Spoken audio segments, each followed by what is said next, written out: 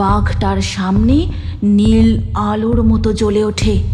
তারপর প্রকট হয় ওই দানবাকৃতি গোভূত। অনেক কাল আগেকার কথা, সুন্দরবনের একদম শেষ প্রান্তে মধুবনীপুর নামে এক গ্রাম ছিল। সেই গ্রামের মানুষেরা জঙ্গলে কাঠ কেটে নদীতে মাছ ধরে খুব কষ্টে জীবন কাটাতো। সেই গ্রামেই থাকতো গদাই জেলে। যখনই সে মাছ ধরতে যেত তার গরুর টুকটুকিকে সঙ্গে নিয়ে যেত। এমনই একদিন মাছ ধরার সময় খুব জোরে ঝড় ওঠে। ওহ, এই অসময়ে কি জোরে ঝড় উঠলো রে বাবা। দাঁড়া টুকটুকি, আর একবার জালটা ফেলি, যা মাছ উঠবে তাই নিয়েই বাড়ি ফিরে যাব। দাঁড়া দাঁড়া। এই বলে গদাই পাড়ে দাঁড়িয়ে তার জাল নদীতে ফেলে। বাবা, জালে কি টান পড়েছে রে, মনে হয় খুব বড় মাছ। গদাই সমস্ত জোর লাগিয়ে তার জাল টেনে জলের উপরে তোলার চেষ্টা করে, কিন্তু হঠাৎ তার জালে আরো জোরে টান পড়ে আর সে সামলাতে না পেরে জলে পড়ে যায়। তখনই একটা বাঘ ওপারের জঙ্গল থেকে জলে ঝাঁপ দেয়।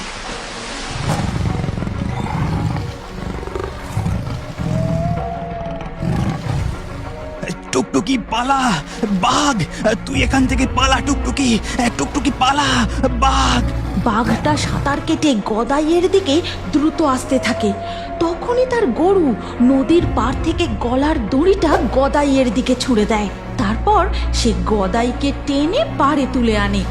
তখন বাঘ প্রায় নদীর এপারে। গদাই ও তার গরু দৌড়তে শুরু করে। পালা টুকটুকি, আমাদের পিছনে বাঘ, পালা, তুই থামিস না। বাঘ, বাঘ। আকাশ ফাটানো বজ্রের মতো গর্জন করে বাঘ গদাই আর তার গরুকে তাড়া করে। তারপর সে এক লাফ দিয়ে গরুটার পায়ে কামড় বসায়। ছেড়ে দে, ছেড়ে দে আমার টুকটুকিকে, ছেড়ে দে বলছি, ছেড়ে দে। গদাই প্রাণপণে তার গরুর দড়ি ধরে টানতে থাকে। ঠিক তখনই শুরু হয় প্রবল বৃষ্টি। জোরে জোরে বাজ পড়তে থাকে। হঠাৎই হুড়মুড়িয়ে একটা ডাল ভেঙে বাঘটার উপর পড়ে। বাঘটার কামড় আলগা হতেই গদাই সেই সুযোগে তার টুকটুকিকে টেনে নিয়ে কোনো রকমে দৌড়তে দৌড়তে গ্রামে ঢুকে তারা বাড়ি পৌঁছায়। কি গো, কি হয়েছে তোমার? অত হাঁপাচ্ছ কেন? হে কি, টুকটুকির গা থেকে এত রক্ত পড়ছে! এই যে বাঘের কামড়! ওই বাজটা গাছের ডালে না পড়লে সব শেষ হয়ে যেত মালিনী, সব শেষ হয়ে যেত। এই যে বনবিবির কৃপা গো! হে বনবিবি, তুমি আমার স্বামীকে গরুকে রক্ষা করেছ। তোমার চরণে শত কোটি প্রণাম দেবী, শত কোটি প্রণাম। এরপর বৃষ্টিও থেমে যায়। ওদিকে তখন জঙ্গলের মাটিতে যে 2-4 ফোঁটা গরুটার রক্ত ঝরে পড়েছিল, বাঘটা দাঁড়িয়ে বেশ কয়েকবার গন্ধটা শুঁকে জঙ্গলের গভীরে মিলিয়ে যায়। শোনো গো মালিনী, তুমি টুকটুকির ক্ষতস্থানে ভালো করে প্রলেপ লাগিয়ে দাও। আজ ও আমাকে জল থেকে টেনে না তুললে হয়তো আমি নিজেই। চুপ করো তুমি, চুপ করো, এমন কথা মুখেও এনো না। চিন্তা করিস না ননি, তোর মায়ের কিচ্ছু হয়নি। আমি আছি তো, তোর মা আবার তাড়াতাড়ি সুস্থ হয়ে উঠবে।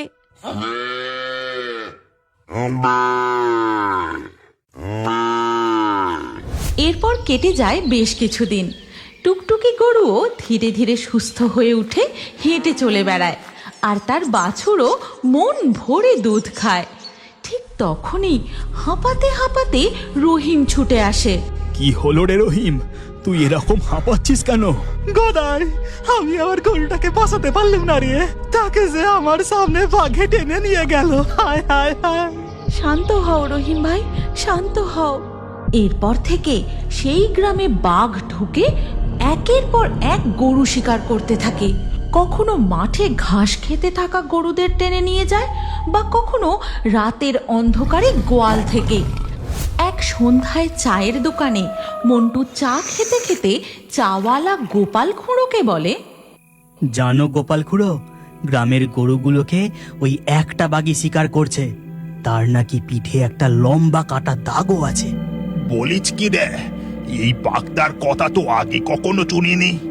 আমি আমার ঠাকুরদার মুখে শুনেছিলাম সুন্দরবনের জঙ্গলে একটাই এক চোখকানা বাঘ ছিল, সে এখন আর নেই। হ্যাঁ গো গোপাল খুড়ো, গাঁয়ের তো সবাই তাই বলা বলি করছে।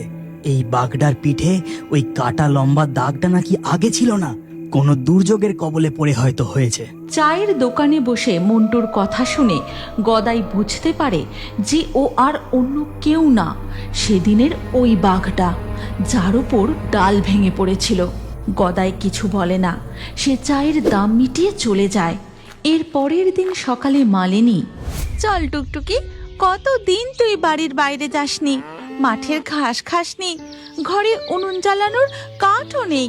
আমি জঙ্গল থেকে কাঠ কুড়োবো আর তুই ততক্ষণ ঘুরে ঘুরে ঘাস খাবি, চল আমার সাথে। এই বলে মালিনী তাদের টুকটুকি গরুকে নিয়ে জঙ্গলের দিকে যায়। তারপর তাকে এক জায়গায় ঘাস খেতে দিয়ে মালিনী জঙ্গলের একটু ভেতরে গিয়ে কাঠ কুড়োতে থাকে। ঠিক তখনই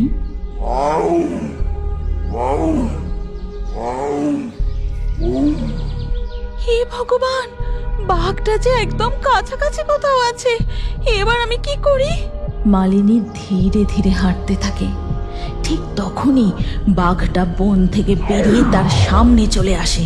মালিনী ভয়ে চিৎকার করে ওঠে, বাঘ, বাঘ, বাঁচাও, বাঘ! বাঘটা ধীরে ধীরে মালিনীর দিকে এগোতে থাকে। যেই না সে ঝাঁপিয়ে পড়তে যাবে, ঠিক সেই সময় টুকটুকি গরু বাঘটাকে তার শিং দিয়ে জোরে ধাক্কা মারে। টুকটুকি, তুই এখানে কেন এলি? তুই পালা টুকটুকি, তুই পালা! এই কথা বলে মালিনী অজ্ঞান হয়ে মাটিতে পড়ে যায়।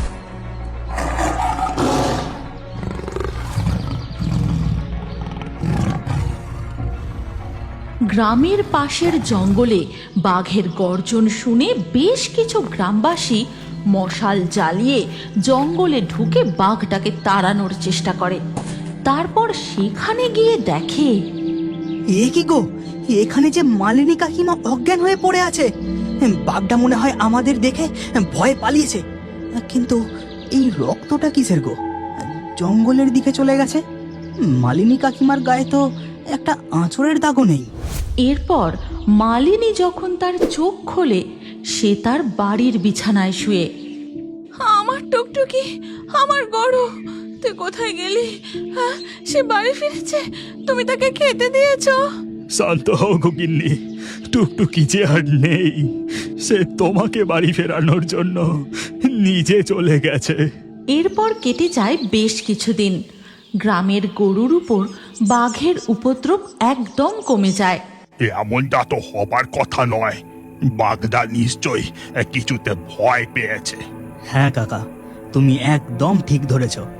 গত পরশু দিনকার কথা, আমার গরুগুলো নদীর জলে নেমে মজা করে চান করছিল।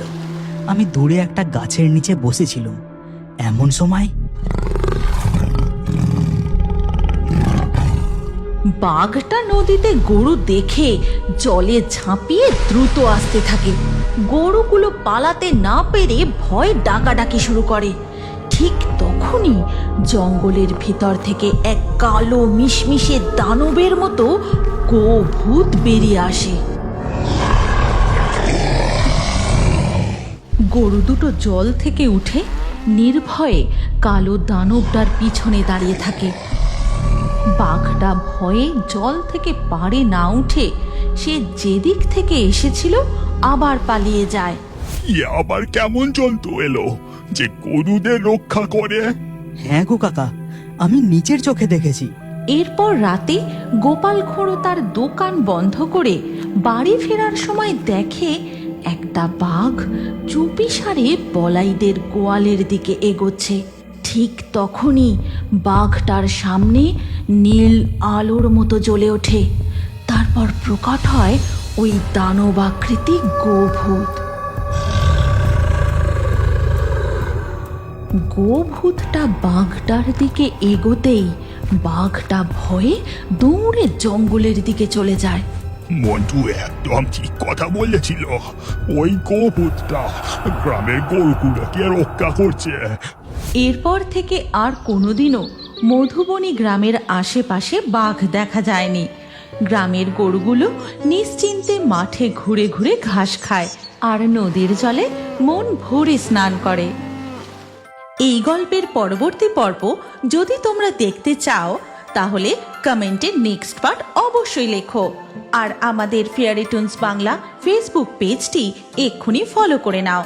এই গল্পটি ভালো লাগলে লাইক দিয়ে শেয়ার করে দাও।